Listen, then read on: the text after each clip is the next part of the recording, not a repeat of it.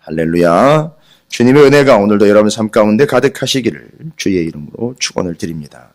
말씀을 붙잡는 자들의 삶의 특징, 아마 가장 큰 특징들, 또 뭐 여러 가지 특징들이 있을 수 있겠지만 어쨌든 시편 119편의 말씀들이 계속되면서 22번에 걸쳐서 단락단락으로 말씀들을 살피면서 깊이 묵상하는 기회가 우리에게 주어졌지만 그런 기회를 얻게 된 우리들도 빠짐없이 22번이라는 시간들을 계속 또 꾸준히 앞으로도 계속해서 말씀을 붙잡다 보면 우리는 또 삶을 살아갈 수밖에 없는 환경에서 말씀을 붙잡으며 살아가다 보면 인간으로서 피조물인 인간으로서 깨달을 수밖에 없는 게 바로 그거지요.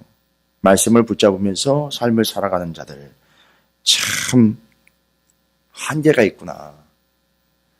오해하시면 안 됩니다. 말씀이나 하나님이나 믿음이라는 부분에 있어서 한계가 있다라는 게 아니라 그걸 우리에게 선물로 주신 하나님에게 무엇이 한계가 있는가 아니라 그걸 받고 있는 우리 인간이 참 한계가 있는 존재다라는 것을 인정할 수밖에 없습니다. 말씀 앞에 선 자만이 겸손할 수 있고 말씀 앞에 선 자만이 그 한계를 인정할 수밖에 없습니다. 참 인간의 교만성이 어디까지 치닫느냐. 그 한계가 있는 그 영혼이 말씀 몇 구절 좀 안다고 그걸 또 자랑을 합니다. 또 한때 은혜 잠깐 받았다고 그게 자신의 능력인 양 또 착각을 합니다. 이게 얼마나 교만한 것인지. 저는 그걸 교만이라고도 보고 싶지만 인간의 어쩔 수 없는 한계다라고 또 볼 수 있을 것 같습니다. 오늘 본문이 이야기하고 있는 것이 바로 그 연약한 존재인 인간의 한계성, 그 인간의 한계성 맞은편에 있는 하나님의 무한성, 이걸 얘기하는 겁니다. 그러니까 인간이 부족하고 연약하고 한계가 있을 수밖에 없다라는 것은 참 우리 편에서는 씁쓸한 이야기이고 땅을 치고 통곡을 할 이야기이지만 그게 원망과 불평이 되지 않도록 그 반대편에요. 그 맞은편에 하나님의 말씀과 우리를 창조하신 하나님이 어떤 하나님이냐? 영원하시며 무한하신 하나님이다라는 것이 드러난다는 거죠. 그래서 그 영원하시며 무한하신 하나님 앞에 서 보면 우리가 얼마나 연약하고 우리가 얼마나 부족하며 우리가 얼마나 한계가 분명한지 드러난다는 거죠. 우리는 그걸 겸손이라고도 이야기를 하고요. 그걸 인정한다라고도 이야기합니다.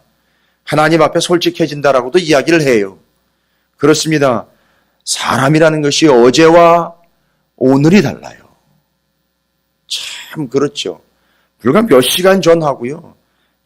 좀 우리식으로 이야기하면 그 몇 분 안 되는 시간의 짧은 통화 전과 통화 후가 달라져 버립니다. 죄송합니다. 그런 표현에서 그놈의 감정이라는 것이 남의 얘기를 듣고 난 다음 그 듣기 전하고요. 얼마나 달라지는지. 심지어 그 짧은 시간 1시간 예배를요. 신령과 진정으로 드려야 될 예배를 드리기 전하고요. 드리고 난 후에도요. 또 다릅니다. 물론 이제 긍정적인 측면과 영적인 측면으로도 이야기하겠지만 그 인간의 유한, 인간의 한계, 인간의 교만함들과 그 부족함들 앞에서 참 한계가 있다는 것을 우리는 분명히 깨닫습니다. 그렇죠. 알파와 오메가가 되시는 하나님이요. 처음과 나중이요. 예전에도, 아니 이제도 전에도 앞으로도 영원히 변함이 없으신 하나님. 이런 앞에, 이런 분명한 사실 앞에 그 앞에 서본 인간들은 분명히 깨닫습니다. 어쩜 그렇게 그 시작할 때와 그 가운데 또 그 끝이 그렇게 다른지. 거의 다 그렇습니다. 시작할 때 그랬던 그 마음들이라든지 그 열정이라든지 그 확신들이 가면서 점점 퇴색이 되어 갑니다. 이건 범죄나 사악함의 이야기가 아니라 인간의 한계입니다. 인간의 한계입니다. 은혜를 받은 듯하고 하나님의 말씀을 아는 듯하고 열심히 있는 듯하지만 분명히 인간은 한계가 있습니다. 가다 보면 그 한계가 드러나게 되어 있습니다. 감정의 한계, 능력의 한계, 생각의 한계들, 삶의 한계들. 예전에는 신앙생활을 취미생활이라고 이야기를 했을 정도로 좀 심각한 상황이었다라고 하면 요즘에는요, 그런 얘기는 함부로 할 수 없으니까 적당히 조절을 하면서 표현을 하는 게 마치 신앙생활, 직장생활처럼 생각을 하는 사람들이 있습니다. 이걸 취미생활이라고 이야기하기는 좀 그러니 그냥 자기가 다니고 있는 직장처럼 그렇게 평가를 합니다. 모든 직장인들이 다 그런 건 아니지만 대부분의 직장인들이 그 직장이라는 걸 어쩔 수 없이 먹고 살기 위하여 감당해내야 되는 삶의 몫으로 생각을 하는 것처럼 맞습니다. 그렇게 감당을 해야 되니까 내 취미생활도 좀 포기를 해야 되고 내가 먹고 싶은 거, 입고 싶고 쓰고 싶고 하고 싶은 것들을 좀 희생을 하면서 그나마 직장 생활을 해야 먹고 살 수 있으니까 그렇게 직장 생활을 하고 있는 인간의 유한함과 부족함과 그 한계를 드러내는 그런 식으로 신앙생활을 요즘은 아주 그럴싸하게 이야기를 하는데 직장 생활에 비교를 해서 조금 취미생활과는 좀 달라진 것처럼 이야기를 하는 듯하지만 여전합니다. 그러니까 교회를 직장 생활처럼 하니까 내가 교회 다니다 보니까 이런 것도 못하고 저런 것도 못하고 그래서 교회 생활 외에 취미 생활 좀 해야 되겠습니다. 이런 개념으로 맞습니다. 교회 생활은 교회 생활대로 나머지 다른 부분들은 내가 여가 생활을 하는 것처럼 누려야 될 것들은 좀 이렇게 적당히 조절해서 누리고 있는 그런 삶을 살아갑니다. 제가 표현을 좀 둘렀습니다. 정확하게 얘기하면 신앙생활 따로, 취미생활 따로, 본생활 따로. 이거는 제가 한탄을 하거나 지적을 하려고 하는 부분이 아닌 오늘 본문이 가지고 있는 그 하나님의 말씀 앞에선 한 영혼의, 한 인간의 한계와 부족함을 좀 말씀드리려고 하는 부분들입니다. 오늘 본문이 이야기하고 있는 것이죠. 뭘 이야기합니까? 이 세상의 모든 유한한 존재들 한계가 있습니다. 분명히 한계가 있습니다. 부족합니다. 연약합니다. 계속 변합니다. 아침 저녁으로 변해요. 그 부족함과 유한함과 변할 수밖에 없는 그 속성과는 달리 하나님의 말씀을 붙잡은 이 사람이요, 하나님의 무한함과 불변성, 변하지 않는 그 영원한 하나님의 말씀을 깨닫게 되더라는 겁니다. 맞습니다. 오늘 본문이 말하고 있는 하나님의 말씀, 주의한 특징 3가지가 있는데요. 이걸 누가 붙잡느냐 하면 바로 유한한 인간, 조석으로 아침 저녁으로 변덕이요, 감정이 기복이요, 이랬다 저랬다 하기를 수십 번이요. 그러니 일주일 단위, 한 달 단위, 1년 단위로는요 수도 없을 것입니다. 그런 한계가 있고 그렇게 아침 저녁으로 그 기복들이라든지 그 변화라든지 그것들의 한계를 가지고 있는 인간이 왜 하나님의 말씀을 붙잡아야 되는가에 대한 이유가 됩니다. 왜냐? 분명히 우리 인간은 한계가 있고요, 유한한 인생이고요, 우리 인간들은 분명히 경계가 있습니다. 넘어갈 수 없는 한계가 있어요. 자, 그래서 오늘 말씀이 이야기하고 있는 하나님의 말씀에 큰 3가지 특징이 있습니다. 하나님의 말씀에 가장 큰 특징 3가지. 첫 번째는 여호와여 주의 말씀은 영원히 하늘에 굳게 섰사오며 라고 89절에 중요한 첫 번째 특징을 이야기합니다. 유한한 인간이 하나님의 말씀을 붙잡아 깨달은 바입니다. 바로 여호와 주 하나님의 말씀은 영원히 하늘에 굳게 섰다. 하나님의 말씀은 영원하다라는 겁니다. 유한한 인간이 영원한 하나님의 말씀 앞에 섰습니다. 어떻게 유한하다라는 걸 깨달았을까요? 영원한 하나님의 말씀 앞에 섰기 때문에 유한하다라는 걸 깨달은 겁니다. 그러니까 하나님의 말씀 앞에 서지 않은 자는 자기가 영원할 것이라고 착각을 한다는 겁니다. 그러나 영원하신 하나님 앞에 그 영원하신 하나님의 말씀을 붙잡은 자들의 특징이, 가장 확실한 특징은 뭐냐면, 인생 잠깐이로구나. 한계가 있구나. 나는 유한한 인생이로구나 라는 걸 영원한 하나님의 말씀 앞에 깨닫는다는 겁니다. 우리가 좀 이것을 변명삼아 하는 말이 있죠. 오늘 못하면 내일 하면 되지요. 어떻게 보면 여유 있고 좋은 말 같은데 이 분명한 하나님의 말씀 앞에서는 그럴 여유가 없다라는 겁니다. 우리가 영원할 리가 없다는 거죠. 유한한 거죠. 오늘을 맞이한 사람 중에는 아마 확실하게 내일을 맞이할 겁니다라고 이야기할 자신이 없는 사람들이 너무 많을 겁니다. 쌩쌩한 듯 보이는 우리 모두도 다 또다시 내일을 맞이할 것이다라는 그런 교만한 생각은 할 수가 없는 유한한 존재 아니겠습니까? 바로 이건 영원하신 하나님 말씀 앞에 서봐야 하는 거지요. 우리도 잘 아는 바 이사야서 40장 8절에 너무너무 잘 알려진 말씀이고 이거 잘 아는 말씀입니다. 풀은 마르고 꽃은 시드나 우리 하나님의 말씀은 영원히 서리라 하라. 맞습니다. 그 영원하신 하나님 말씀 앞에 서보면 우리가 유한하다는 걸 깨닫는 겁니다. 유한한 인생이 영원한 하나님의 말씀을 깨닫는 게 아니고요. 영원한 말씀 앞에 서봐야 자기가 유한하다는 걸 깨닫는다는 걸 이야기합니다. 순서가 바뀌면 안 됩니다. 안 그래도 저절로 시드는 인생이요. 소망이 있다면 영원한 하나님 말씀으로 영생을 경험하고 영생을 소망하는 인생이 되어야 한다. 그래서 영원한 하나님 말씀 앞에 서본 인생이야말로 자기의 유한성을 깨닫고 이제 그가 결단합니다. 93절이죠. 내가 주의 법도들을 영원히 잊지 아니하오리니. 맞습니다. 이것입니다. 영원한 하나님 앞에 선 유한한 인생이 하나님 앞에 올려드릴 고백, 겸손히 받아들여야 될 진리는 영원히 하나님의 말씀을 잊지 않겠다라는 겁니다. 뭔 얘기일까요? 영원히 잊지 않는다. 영원히 잊지 않도록 살게 해주신다는 얘기입니다. 영생을 얻게 된다라는 겁니다. 영원하신 하나님의 말씀을 붙잡으십시오. 그것이 영생입니다. 영원하신 하나님의 말씀을 붙잡도록 영생을 주실 것입니다. 그게 유한한 인생의 유일한 답입니다.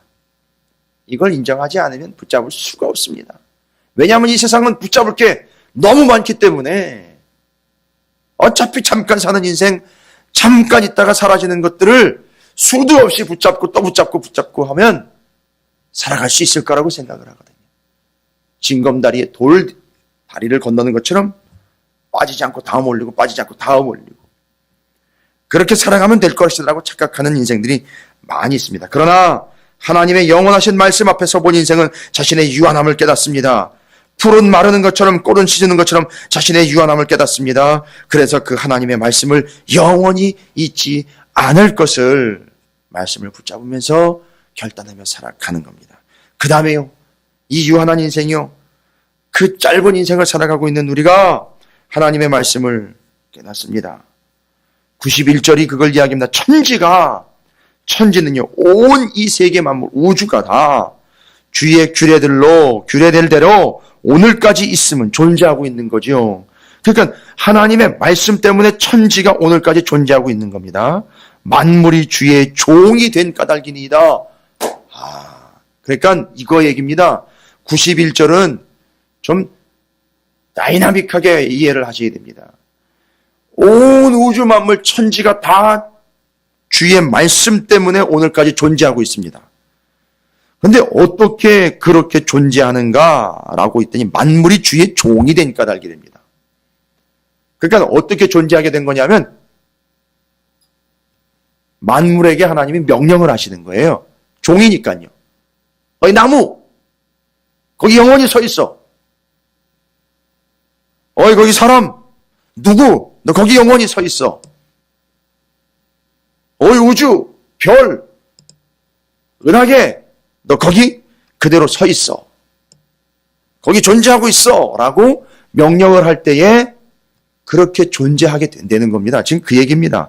만물이 주의 종이 된 까닭으로 오늘까지 존재하고 있는 이유는 이렇게 하나님이 명령하셨다는 거예요. 김 목사, 너 오늘도 거기 그렇게 존재해 라고 명령하기 때문에 이렇게 존재하는 겁니다.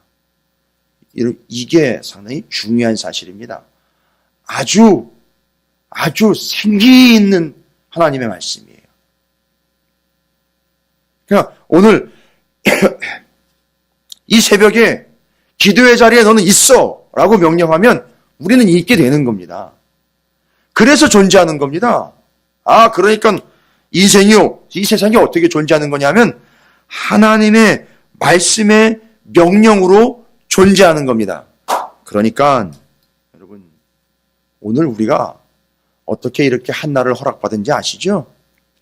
그냥 살아봐라고 이렇게 하나님이 어쩔 수 없이 내지는 그냥 선심 쓰듯 그렇게 해봐 하신 게 아니라 너는 오늘도 존재해라고 명령을 받았기 때문에 이렇게 존재하고 있는 겁니다. 모든 만물이 그렇다는 겁니다. 그러니까요, 인생은요, 이 사람이 깨달은 겁니다. 너 그렇게 오늘도 존재해라는 명령 때문에 존재한 인생이 하나님의 말씀에 절대 복종해야 된다는 거죠. 그걸 얘기를 하는 겁니다. 그렇습니다. 우리 인생은요, 연약하지만 유한하지만 하나님의 명령인 말씀에 복종하면 되는 겁니다. 그러면 존재하는 거예요.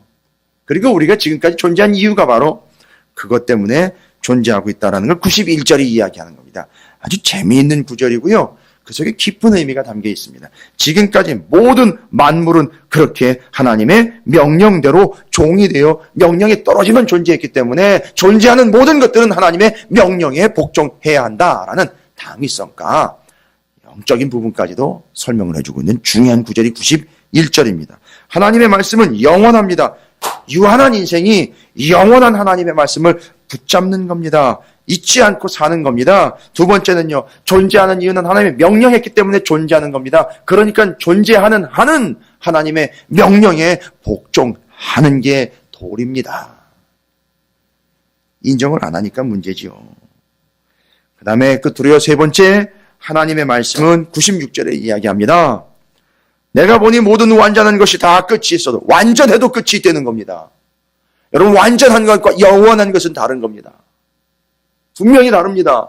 완전한 것과 영원한 것은 다릅니다. 완전해도 영원하지 못한 것이 있다는 거죠. 내가 보니 모든 완전한 것이 다 끝이 있어도 주의 계명들은 심히 넓으니이다. 여기 끝이라는 이야기는 한계를 이야기합니다.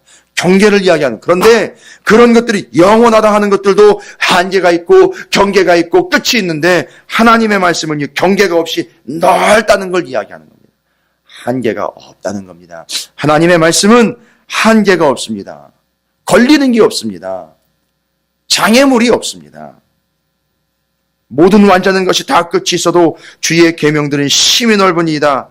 끝이라는 말, 곧 경계, 한계. 그러나 하나님의 말씀은 그 한계, 경계가 없이 넓다라는 겁니다. 이건 디모데후서 2장 9절이 가장 잘 설명해주고 있다라고도 볼 수 있어요. 사도 바울이 디모데에게 이야기하는 겁니다. 마지막 유언으로 남기는 그 디모데에게 마지막 죽는 마당 가운데 마지막 죽는 순간에 너무나 아쉬울 순간에 그 자신의 영적인 후계자인 디모데에게 뭐라고 얘기하는지 들어보세요. 자기는 한계에 왔지 않습니까? 자기는 죽음이 앞에 있습니다. 자기는 이제 인생의 경계의 끝에 와 있어요. 육신의 경계의 끝에 와 있습니다. 한계를 보고 있는 사람이 이야기합니다. 뭐라고요? 디모데후서 2장 9절. 복음으로 말미암아 내가 죄인과 같이 매이는 데까지 고난을 받았으나 하나님의 말씀은 매이지 아니하니라. 그러니까 말씀 붙잡으면 그 인생의 영 해결될 수 없는 그 한계들을 하나님의 말씀이 뛰어넘는 겁니다. 그런 인생을 살라는 거죠. 맞습니다. 인생은 유한하며 인생은 한계가 있습니다. 그 유한하고 한계가 있는 인생이 유일한 해결책은 바로 영원하며 한계가 없고 명령이 되는 하나님의 말씀을 붙잡아 그 하나님의 말씀을 영원히 잊지 않고 명령하신 바대로 존재하고 있으니 존재하는 한 하나님의 말씀에 절대 복종해야 하는 것과 하나님의 말씀은 한계가 없으니 그 말씀을 붙잡고 그 한계를 그 말씀으로 뛰어넘는 삶을 사는, 제가 넘는 게 아니죠. 인생이 넘는 게 아니죠. 말씀이 이끌어가는 삶이 한계를 초월하는 삶이다라는 겁니다. 제가 예전에 설명드린 바 있습니다. 말씀은 로켓. 대기권을 뚫고 나갈 로켓입니다. 말씀에다가 나를 묶고 그 한계를 그 로켓에 의해서 뚫고 나가는 것. 그게 인생의 비법입니다. 그게 인생의 연약함이지만 그 한계를 부족함이지만 초월할 수 있는 유일한 방법입니다. 따라서 우리가 그 하나님의 말씀에 영원히 잊지 않고 절대 복종하며 말씀을 의지하여 그 유한함과 그 한계가 있음과 그 영원하지 못함을 이겨내는, 아니요, 그것이 해결되는 우리의 삶이 되시기를 주님의 이름으로 축복합니다. 자, 오늘 말씀을 기억하면서 그 영원하시며 절대적이며 한계가 없으신 말씀을 의지하는 삶으로 하나님 살아가기를 소망합니다. 살아가겠습니다. 주의 이름을 크게 한번 부르시고